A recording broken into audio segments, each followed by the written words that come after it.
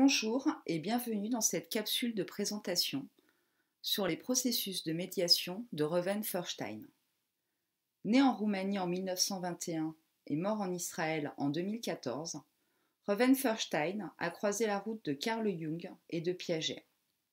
Pour Reuven Feuerstein, toute personne est capable de changement, quel que soit son âge, son handicap et la gravité de celui-ci. Il a élaboré une méthode d'apprentissage basée sur la médiation. Cette méthode d'apprentissage comporte 12 facteurs, plus un 13e qui a été rajouté par Marivonne Sorel. Dans la médiation de l'intentionnalité et de la réciprocité, en début de séance, de séquence, et à chaque étape, le médiateur énonce clairement son intention. Le médiateur se réjouit des succès et des progrès des apprenants et leur manifeste son plaisir. Il manifeste de l'intérêt envers les apprenants et leurs travaux. Il va voir ce qu'ils ont fait, leur en parle, les encourage. Il écoute patiemment les questions des apprenants et essaie d'y répondre clairement. Dans la médiation de la transcendance, le médiateur amène l'apprenant à évoquer le devenir de ce qu'il a appris, construit, compris pendant la séance, la séquence. Le médiateur incite l'apprenant, en partant d'un cas particulier, à généraliser pour trouver une règle valable pour un grand nombre de cas semblables. Le médiateur fait établir des relations entre l'activité présente et des activités précédentes ou à venir. Il suscite une approche rationnelle du monde. Dans la médiation de la signification, le médiateur préfère les questions des apprenants qui relèvent du pourquoi, ou du pour quoi, ou du comment, à celles qui portent sur le qui ou le quoi. Le médiateur explique les raisons de ses actions ou de ses décisions. Il modifie son propre comportement, position, expression du visage, ton de la voix, débit de la voix, pour souligner l'importance de certaines questions, certaines réponses ou de certains comportements des apprenants. La médiation du sentiment de compétence, le médiateur crée des occasions de succès pour l'apprenant. Il souligne les éléments positifs, même dans une performance globalement négative de l'apprenant. Il choisit du matériel approprié, divise les tâches en étapes plus simples, simplifie le travail demandé, il donne plus d'informations, ralentit le rythme de l'activité, il répète et fait répéter, reformule et fait reformuler.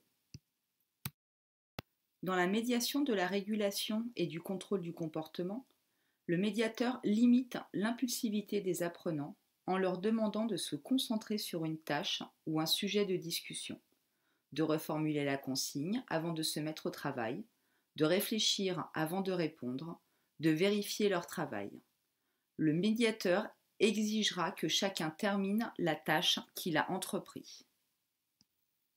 Dans la médiation du comportement de coopération, le médiateur encourage chaque apprenant à communiquer ses impressions et ses réponses personnelles, même si celles-ci lui paraissent erronées, car elles donnent matière à penser aux autres.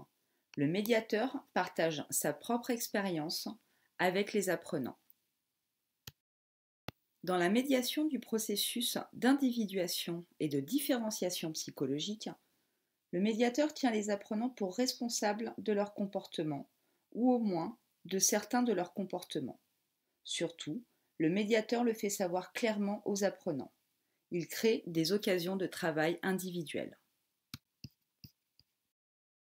Dans la médiation de la recherche d'un but, du choix de celui-ci et de son achèvement, le médiateur offre des modèles de comportement axés sur les résultats en formulant des objectifs clairs au début de chaque activité et en les rappelant en cours d'activité.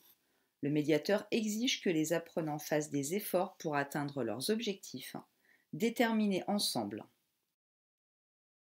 Dans la médiation du comportement de défi, de recherche de la nouveauté et de la complexité, le médiateur crée pour les apprenants des situations nouvelles dans lesquelles ils sont confrontés à des difficultés à la limite de leurs compétences. Le médiateur encourage la créativité. Dans la médiation de la conscience, de la modifiabilité et du changement, le médiateur repère les changements qui s'opèrent chez l'apprenant, ce qu'il ne savait pas faire avant et qu'il réalise maintenant, ce à quoi il ne pensait pas auparavant et qui l'intéresse aujourd'hui. Il parle de ces changements avec l'apprenant. Le médiateur fait prendre conscience à l'apprenant du fait que ces changements ne mettent pas en danger son identité profonde. Dans la médiation du choix d'une alternative optimiste, le médiateur développe l'aptitude des apprenants à distinguer les aspects positifs d'une situation, même et surtout en cas de sentiment d'échec. Le médiateur incite l'apprenant à prendre en compte les aspects négatifs ou les échecs, à les analyser, à en rechercher les causes pour en faire une expérience positive, base de succès futur. Il s'agit là de prendre de la distance par rapport à l'échec, de ne pas s'enferrer dans sa dimension affective. L'échec n'est pas la faute, mais d'en faire une analyse raisonnée. Dans la médiation du sentiment d'appartenance, le médiateur emploie le nous, aussi bien que le je, qui est l'affirmation de soi face à l'autre. Le médiateur amène l'apprenant à prendre conscience de son appartenance à l'écosystème Terre. Ce 13e facteur, ajouté par Marie-Vonne Sorel, concerne la médiation du passage à l'autonomie. Le médiateur n'intervient que lorsque aucun des apprenants ne peut le faire. Il sait se taire. Le médiateur fait en sorte que chaque apprenant ait des occasions d'être un médiateur pour le groupe.